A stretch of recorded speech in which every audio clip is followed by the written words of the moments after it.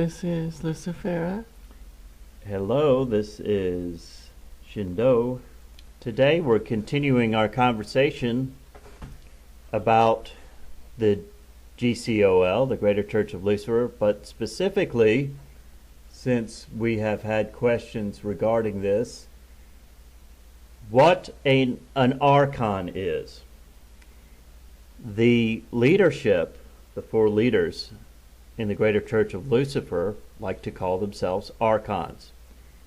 Today we're going to center on one of the four Archons, one that we have been researching quite a bit, and his name is Jeremy Crow.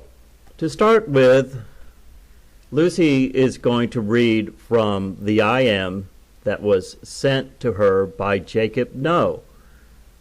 According to Jacob No, this was his lawyer saying this. So Lucy will read this for you from her I Am from a couple of weeks ago. This is part of the I Am that Jacob No sent me, so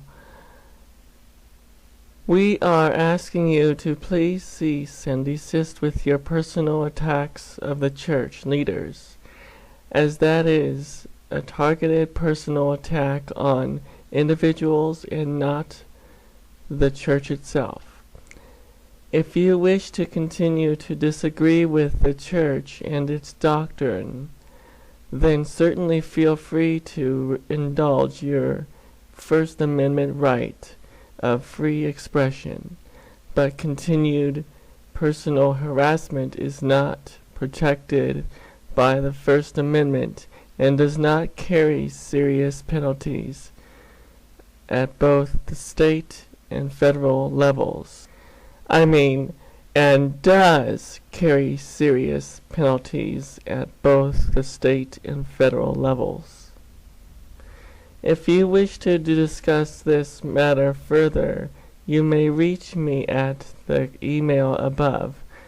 Very truly yours, Jason Bunch, Attorney at Law.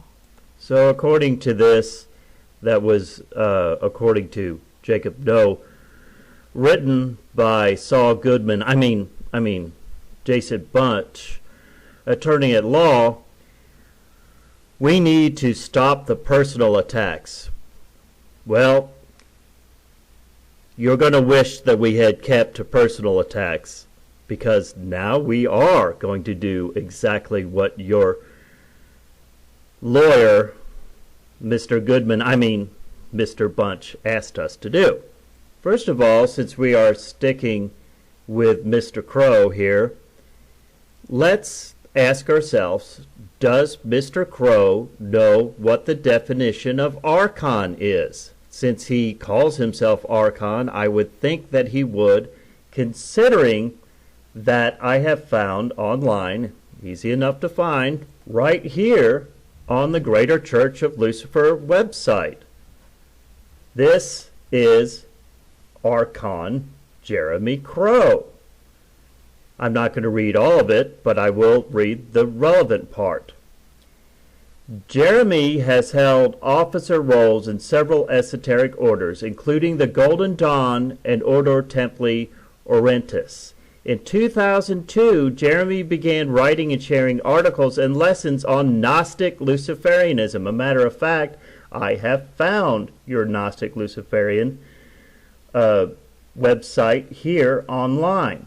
He was raised to the degree of Master Mason in the ancient and primitive rites of Memphis Misraim, was mentored by Ta Sorrentus, Gnostic Bishop of Canada, resulting in Jeremy being ordained a priest. So, obviously, Jeremy Crow, who calls himself an Archon, knows exactly what Archon means from the Gnostic perspective. Let's look at that definition here. Archon, Gnosticism. This is from the Encyclopedia Britannica. Archon, in Gnosticism, any number of world governing powers that were created with the material world by a subordinate deity called the Demiurge. creator. The Gnostics were religious dualists who held that matter is evil and spirit good, and that salvation is attained by esoteric knowledge, or gnosis. Just because the original Greek definition of archon simply meant ruler doesn't mean that people like Jeremy Crow and of course Michael Ford. I don't know about the other two. Quite frankly, I don't think any that Jacob Noe was anything but the person who came up with the money and their salesman. Yeah, I don't think he has any kind of esoteric background at all. But Michael Ford and Jeremy Crow certainly know what an archon is. Because the Gnostics of the 2nd and 3rd centuries, who generally originated with Christianity, continuing in Encyclopedia Britannica, regarded the material world as an outright evil or as a product of error, archons were viewed as maleficent forces. Sometimes the demiurge and archons were identified with God, the angels, and law of the Old Testament, and hence received Hebrew names. Anything associated with archons from a Gnostic perspective is associated with the Old Testament God. So, if you're going to call yourself an archon, who are you serving? If I was part of the greater Church of Lucifer, I would be asking them these questions. If you have any damn sense, you will. Here from metahistory.org. The Nag Hammadi material contains reports of visionary experiences of the initiates, including first-hand encounters with inorganic beings called archons. Gnostic teaching explains that these entities arose in the early stages of formation of the solar system before the Earth was formed. Archons inhabit the solar system, the extraterrestrial realm as such, but they cannot intrude on Earth. Interestingly, these Gnostic insights accords closely with the view of Jacques Vallée, who maintains that ET cyborgs probably belong to the local planetary realm. Vallée also proposes that ET UFO Enigma is a spiritual control system, a phenomenon that, quote, behaves like a conditioning process, quote, unquote. This is exactly what Gnostics said about archons.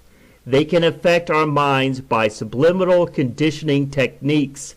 Their main tactics are mental error, intellectual virus, or false ideology, especially religious doctrines, and simulation.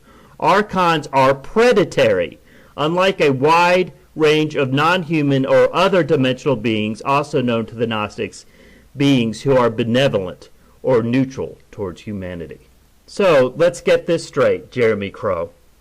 You know full well what an archon is, that it is a predatory being that works with the demiurgic Yahweh God of the Old Testament to keep people ignorant and to keep them in lower vibrations, yet you chose to call yourself an archon.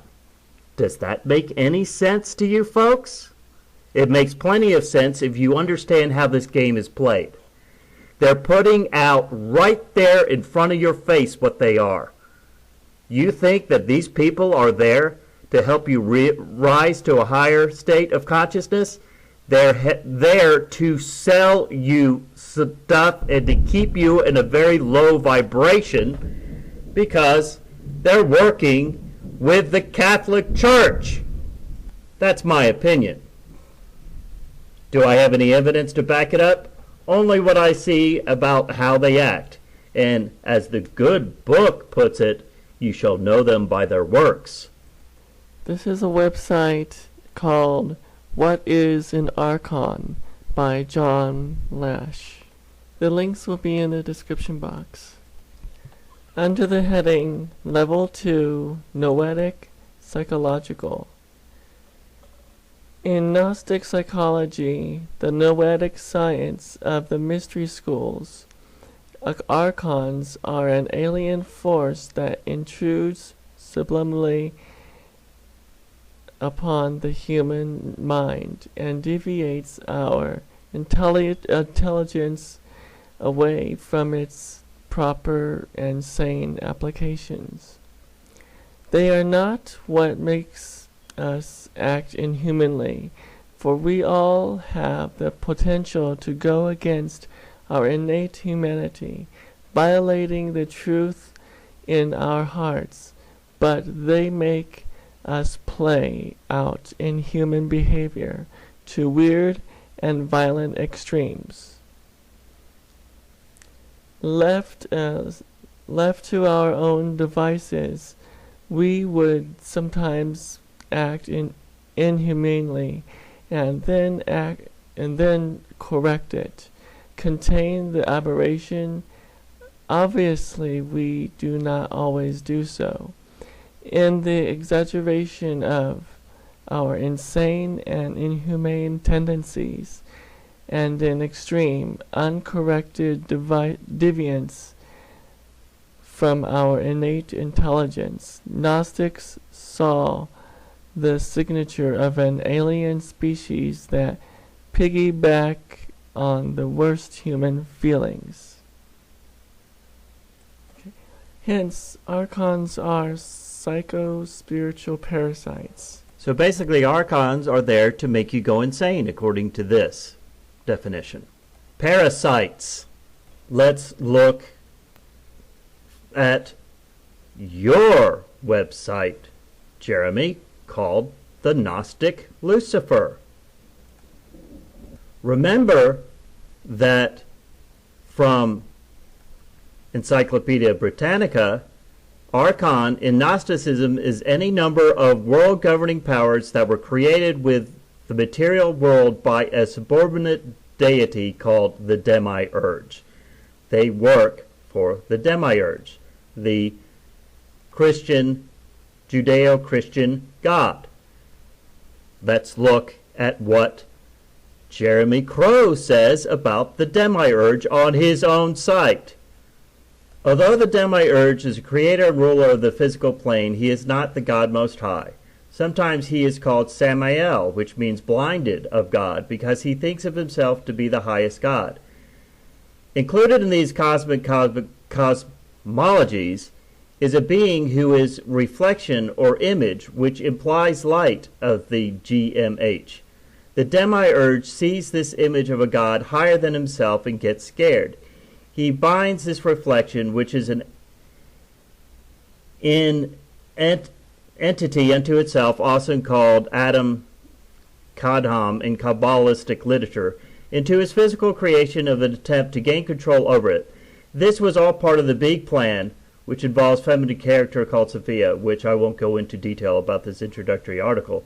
The image of GMH was shown to the Demiurge with a knowledge of what would happen. The reasoning behind this plan was that the image of the GMH had power over the Demiurge. When the image remembered itself, it would overthrow the Demiurge from below and establish the kingdom of God in the physical plane, and it was above the realm of the Demiurge.